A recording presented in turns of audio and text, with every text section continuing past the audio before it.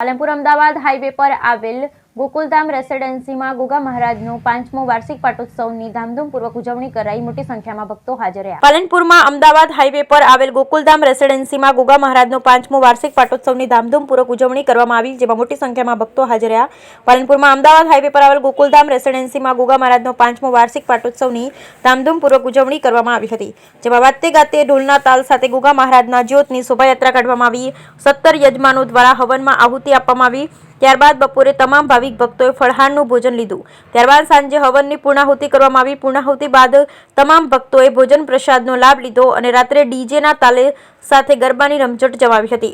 આવી આમ ધામધૂમપૂર્વક ગુગા મહારાજનો 5મા પાટોત્સવની આનંદ ઉત્સાહભેર ઉજવણી કરવામાં આવી. બ્યુરો રિપોર્ટ ભરત ઠક્કર.